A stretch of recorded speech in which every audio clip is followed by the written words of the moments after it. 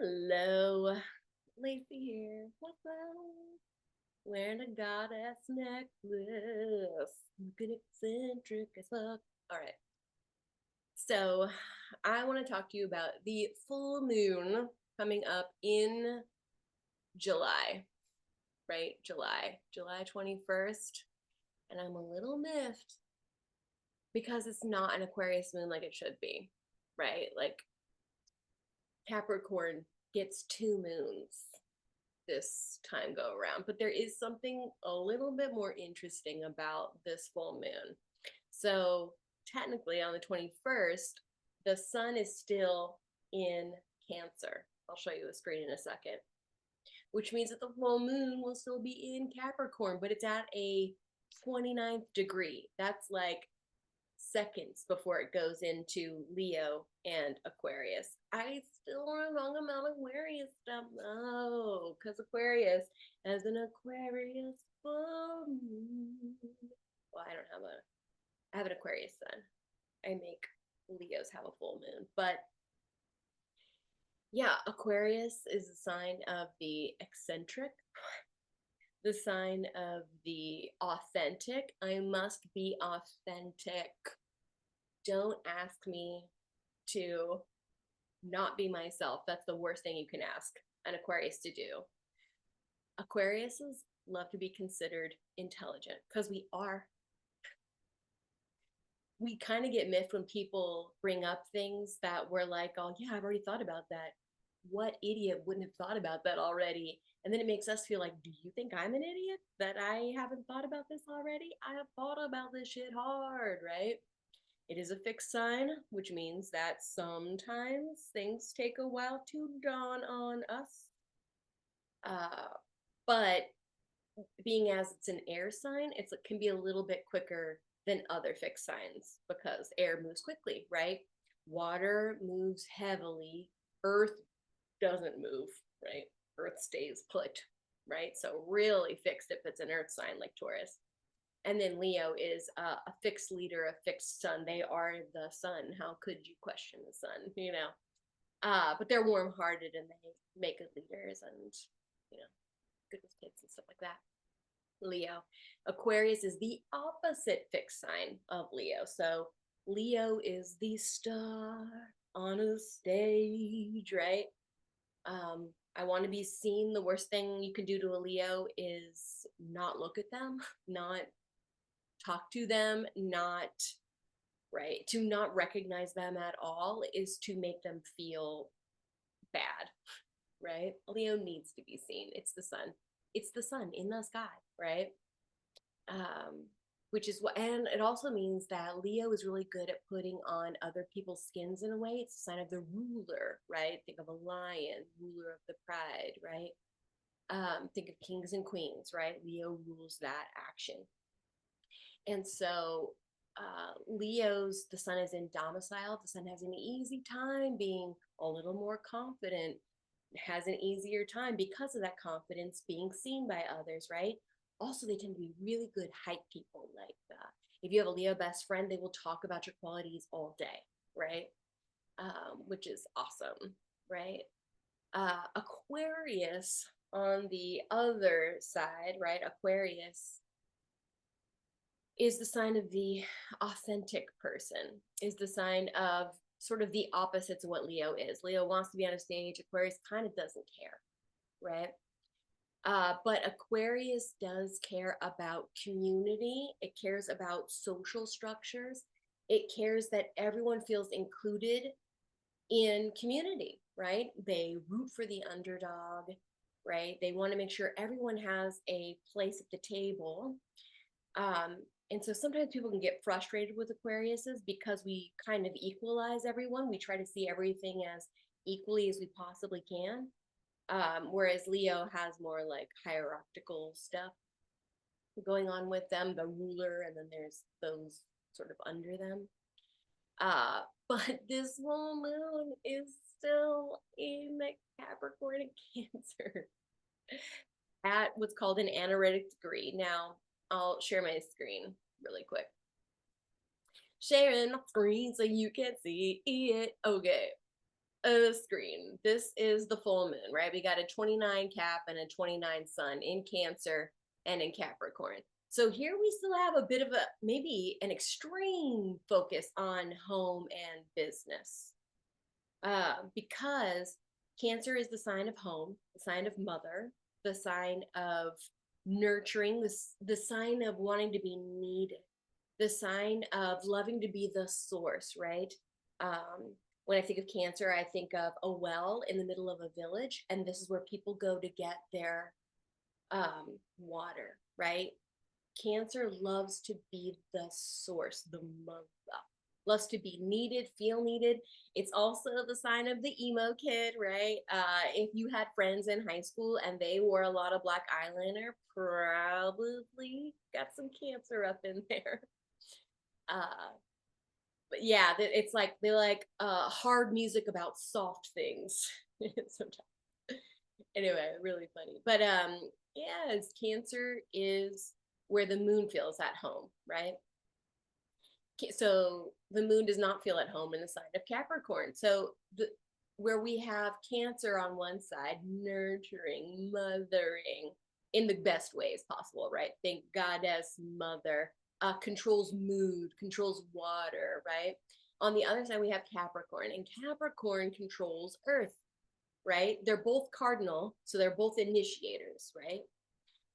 But Capricorn, even though it's a yin sign, feminine sign, uh, it's considered the daddy of the zodiac, which is kind of a fun thing.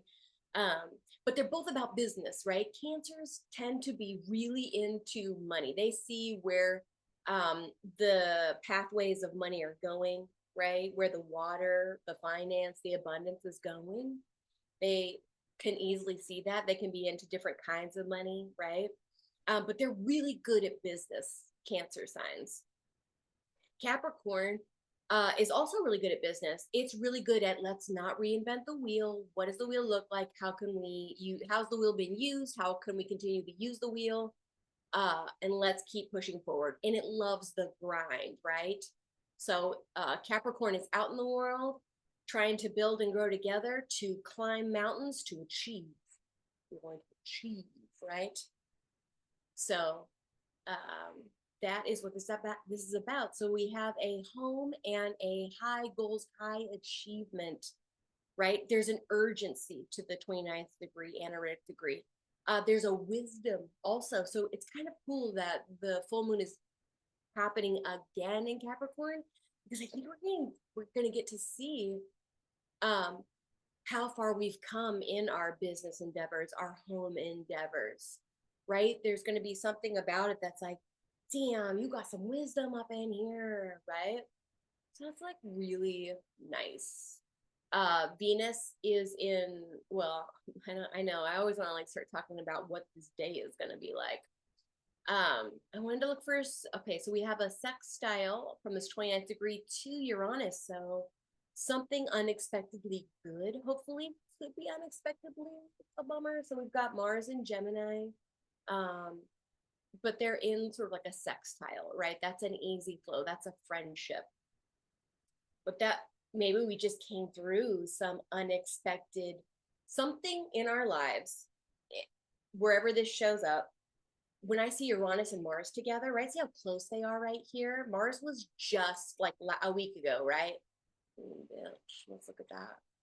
Days ago, weeks ago. I want to see this action right now. Okay, so Mars, Uranus, bitch. Oh my God. Okay, so see this date, 7/16. Um, sometime around here. And Uranus is unpredictable, so there's not a way to be like, this is going to happen on this date. I mean, there is a way, but that's in the future. I haven't figured it out yet. But Uranus has been shaking up Taurus, the sign of farming, supply lines, uh, community, right? Security, money, right? Finances, ways in which we feel secure in our home, our land, right? Uranus is messing, has been going through and changing that action up, right? And Mars is the god of war and is throwing a kind of a fit in Taurus, because Mars doesn't like being in Venus's sign. He doesn't want to be peaceful and happy and make everyone get along. He wants to fucking fight. So something unexpected for all of us, and depending upon which house it falls in, is where it will affect the most. Like this is happening in my second house of resources, security, and finances. So there's going to be something unexpected that pops up that I'm going to have to deal with during this week. I don't know what it is yet. I know it'll be something um, having to do with, yeah, land, walls, security, comforts, right? I'm going to be unexpectedly maybe put out of my comfort for some reason. I don't know. But that's my thought. It's kind of interesting knowing these things are happening. But all right, let's go back in time. So we've just dealt with something that was like unexpected and what, you know what I mean? And then we're going to go back forward in time. All right, back to this Capricorn. Now we also see this Capricorn moon. So there's something urgent about home. There's something urgent about business. There's something urgent about goals. We have to achieve something, right? There's something that's putting pressure on us all right now. And see how close it is to that Pluto in Aquarius, right? Oof. Pluto represents crisis. It represents sort of it can. Pluto's interesting because it's neither good nor bad, right? Sometimes things dying is a good thing, and sometimes things dying is a bummer thing, right? Um, Either way, you're going to be asked to go through some kind of emotional change. There's going to be some kind of light shed on your emotional inner world that is going to experience some kind of upheaval or some kind of dramatic change. And dramatic is pinch of salt. Some people's dramatic is like, what? You sneezed and it changed the atmosphere? Oh, dramatic, right? And some people that, drama is every day. So they're like, what do you mean drama? Right? Like that's always been. So it's subjective, of course, what crisis, what massive transformation means. I can tell you though, that if you have a 29-degree in a chart, right? Like if you have a 29-degree, especially in the cardinal signs, if you have a 29-degree, um, so if you have 29 degrees of anything in Libra, if you have a 29 degrees of anything in Aries, then this will affect you quite possibly more. And it's in a square, so it'll definitely be a noticeable felt friction, noticeable felt change, right? Noticeably felt got to do something, right? So, and this doesn't have to be a scary thing. If you are the kind of person who is sort of living their highest self life, right? You're the kind of person who is like paying attention to their emotions, is good at, taking care of yourself, is good at then allowing that to overflow into others and take care of others, then when things do come to shake your world, they're not as bad. They're not as, oh shit, right? So it doesn't have to be a worry. But if you are the kind of person who ignores these shifts, these changes, then hey, you're going to get a little bit of a wake up call, possibly, for sure. I would say for sure. So those are the thoughts. So there's an urgency about this. And it has to do with home and business and achieving goals. And there is a sextile and a flow to Uranus. So you might also have epiphanies around being motivated. We're going to have a lot more motivation to get things done because Mars has been in a slow moving sign of Taurus, and now it's in Gemini where I can move faster, fight with my hands, right? Mars in Gemini rules the hands and the arms, right? Time to get jacked. That's what it makes me think of too. Mars and Gemini natives, when they work out of the gem, they're able to get like big arms. Little known fact. All right, and there's a trine here. Oh, look at this. There's a trine to that. Neptune in. So Pisces blurs lines. Pisces gives, then what is it in it's like Pisces wants to know what's the meaning of it all. Pisces and Aquarius, right? What's the meaning of this? What's the deeper meaning? What's the spiritual implications of this, right? And so we've got to try. And so there's going to be some kind of blurred lines. There's going to be some kind of, it's going to be, so Capricorn wants to deal with family, right? I care about family. I will, and I only let family into my world, right? In the States, we have a Cancer sun, which is like we consider our home our sanctuary, and when that gets threatened, we tend to feel threatened as a nation. Some of us feel more threatened than others, but there's a need to have a sanctuary at home. And when it's in a trine, that means there's an ease with us considering people from other countries, considering people from other, maybe even spiritual walks of life. There might be, I think of movies being made, right? Because because Pisces is also the sign of escapism, which is like, movies, fantasy, film, art, animals, right? It's like, so there's something about this on this day that's in a so maybe you might have an urgent breakthrough if you work in the film industry or in the art industry in some way. There might be some kind of urgent thing that comes through that gets light shed on it, that, oh, we got to do this now, right? That's what it makes me think of, like some kind of, yeah. It's always interesting trying to describe something because you can only see like themes of things. So that's the theme. All right. So yeah, we're kind of mythless Aquarius. Is if you have an Aquarius in like the 0 degree where Pluto is, first, second, like in the first second, like the first 10 degrees. I have a sun in the 2nd degree. It means that there could be something urgent about, yeah, humanity as a whole, right?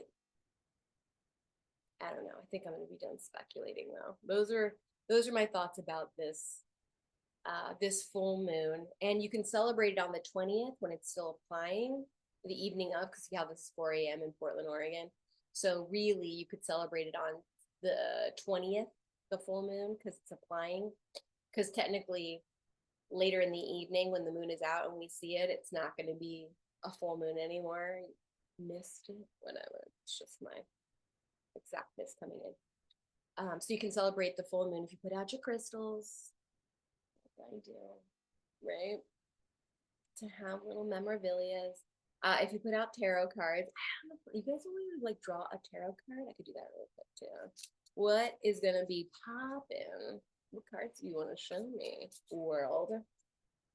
What's gonna be popping on this full moon at this time? Ooh, okay. The Queen of Materials came out. This is the Queen of Pentacles. And see, she's like a boss bitch, right? She's got roses all over her.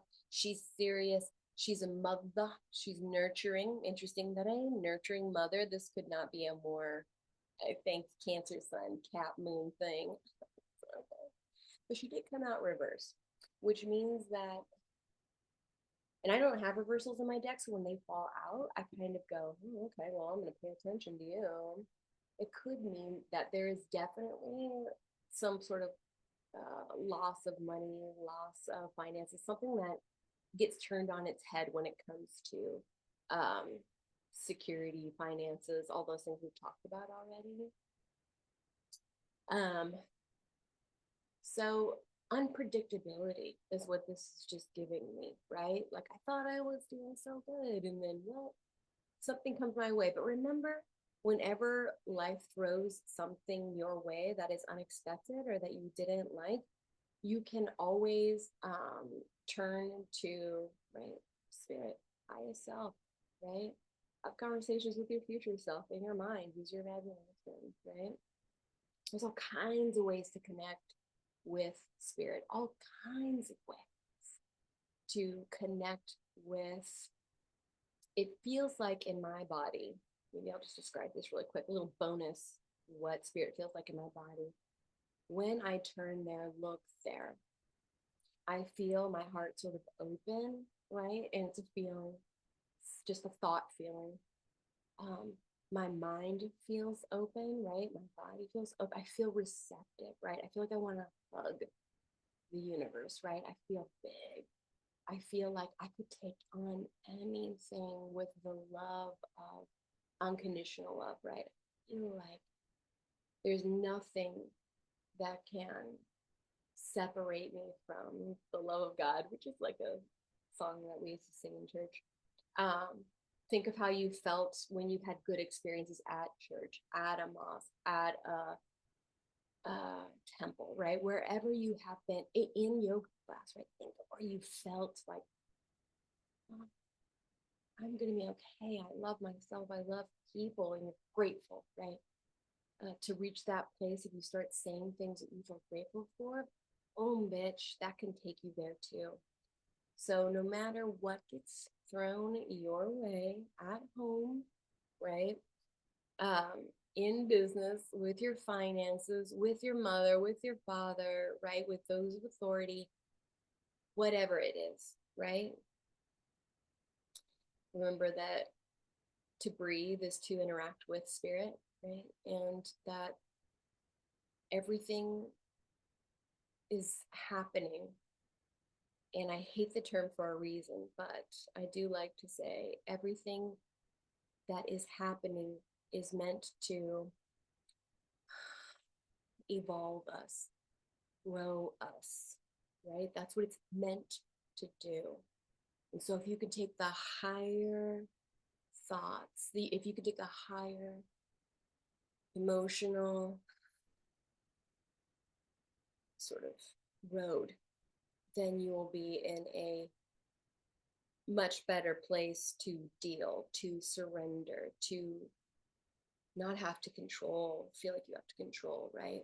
It's not an easy thing to do at all. Uh, but with practice, right? If you find that you have a hard time moving through sort of emotional things, right? Or if you want to know about your business, things like that, hit Mary and I up. I do tarot readings as well as astrology readings. And I love to create a space that can help us be more expansive and to move through hard things. So if you experience something hard on this day, please come to me. Please reach out to me. Please be like, oh, bitch, I totally experienced this. Okay. Um, yeah, so those are my thoughts. I hope you have a really fun time leaving out your moon and your crystals and getting imaginative and manifesty with this moon. I had an awesome full moon in Cap this last time. Manifesting business shit. All right. Until next full moon. Bye.